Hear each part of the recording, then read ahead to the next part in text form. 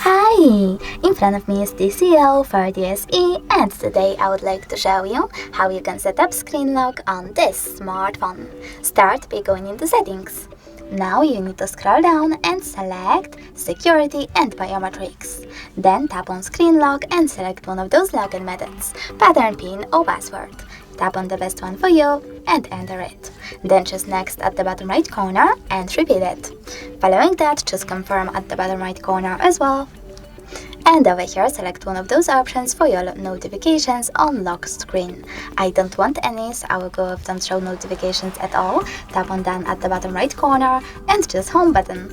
Now when I turn off my screen, then turn it back on. As you can see, pattern is now required. Thanks so much for watching. If you enjoyed this video, leave a like, comment and definitely subscribe. Bye!